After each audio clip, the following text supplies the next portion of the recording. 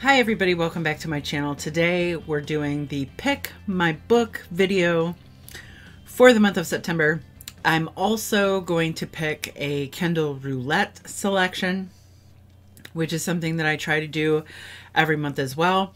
This video is incredibly late. I usually put these videos out around the 20th of the prior month, so that I have plenty of time. I know what I'm supposed to read in the upcoming month. Yeah, that didn't happen this time, so we're in a bit of a time crunch. Make sure to let me know which one of these books you want me to read very soon so that I can read them and let you know what I think. First, we're going to start with the Kindle Roulette selection for September. I'm recording on my screen, so let's go to my Kindle library. Last month I sorted alphabetically by title, right? Yes. So this month let's sort by author reverse. Why not?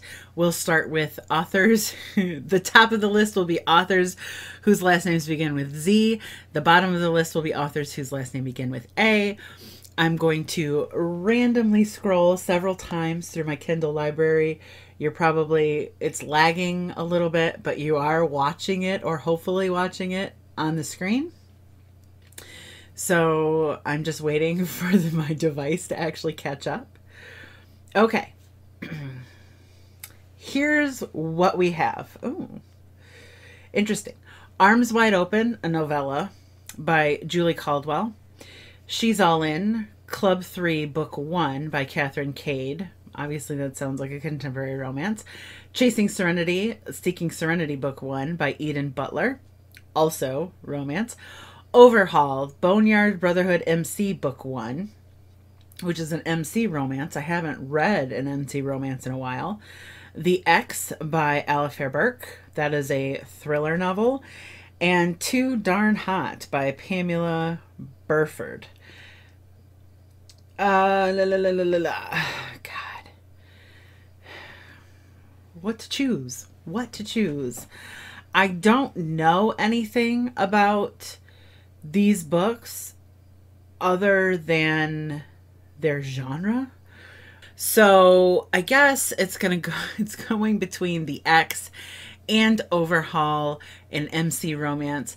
I'm probably going to go with the X. I've thrown some romance at you guys a lot, or I'm about to. I guess I haven't done my recent reads video yet, but I have read a lot of romance recently because of projects that I'm working on, and also, or booktube concepts that I'm working on, and also because I've been struggling to get reading done. And so I've read some lighter stuff that kind of revs my reading engine a little bit. It re-energizes me. So I'm going to skip romance this time, and I will read the X.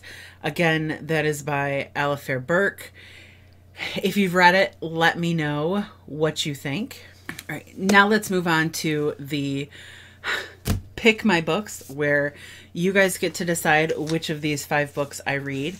I'm not going to lie in the spirit of transparency.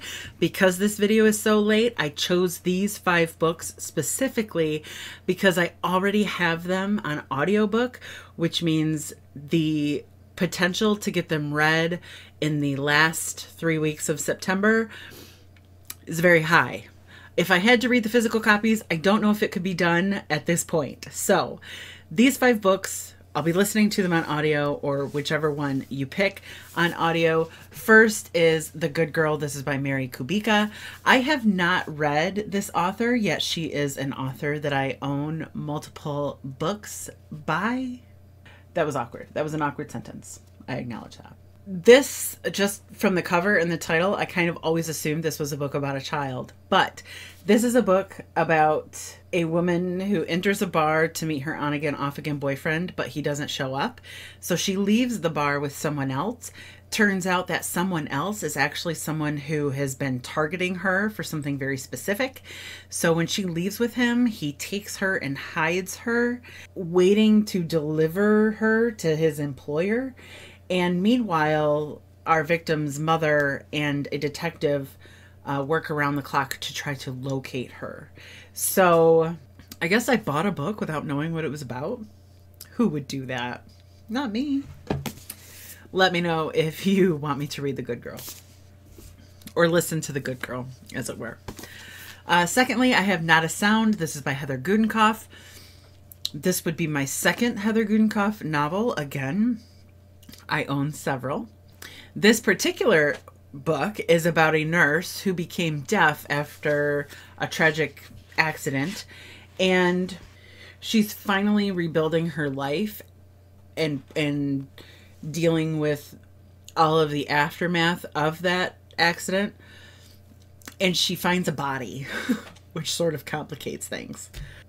She's sort of unintentionally swept into the investigation, and clues start to reveal themselves that imply this death hits a lot closer to home than she's maybe willing to admit.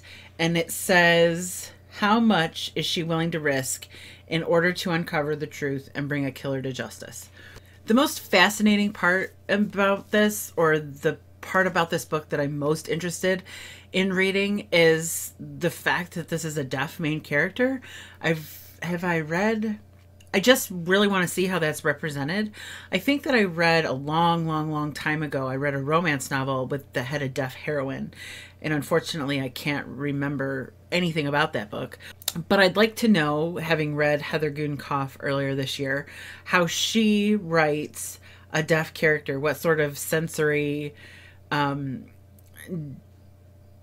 deprivation devices does she use where the reader is concerned? Like, how much would it affect my reading experience to not have any audible information? So that's the part that fascinates me the most. So let me know if you're also interested, and I will read Not a Sound. Next is The Nightbird by Brian Freeman. This feels like a little bit of a chunker. Not really. It's just heavy. This is kind of heavy. I had to read the back to refresh my memory, but The Nightbird is about all of these women who are suffering from psychotic breaks. Like, they're having breakdowns, and upon investigation, it's determined that the women having breakdowns are also women who have sought out the expertise of this one psychiatrist who can erase your most unpleasant memories. I'm a sucker for, or at least find myself intrigued by, books that deal with memories and the unreliable nature of memory. This one goes a little bit further. It's also interesting in the wake of Blake Crouch's latest release, Recursion, which I haven't read, but that also deals with the fragility of memory, and I think humans intervening in memory. So this could be intriguing to a lot of you. I still think it sounds like a good book. I remember hauling it for everybody.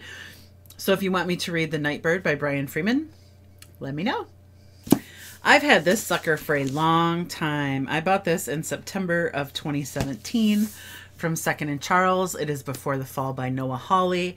This is about a plane crash. It's a plane crash with 11 passengers, and 2 survive. There were a lot of high-profile people on the plane, and 1 child survives, and our leading character survives.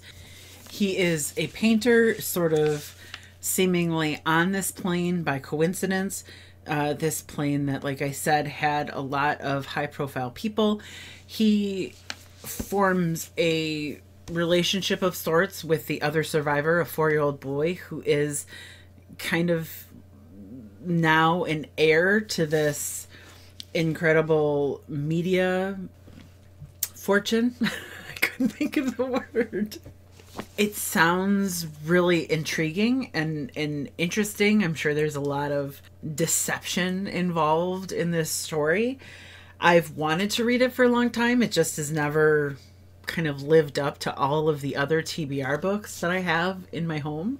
But Karen Slaughter, James Patterson, I mean, these are pretty interesting people who are blurbing this book. So if it sounds like something that you'd like to hear more about, let me know and I will read it for you / listen to it for you this month.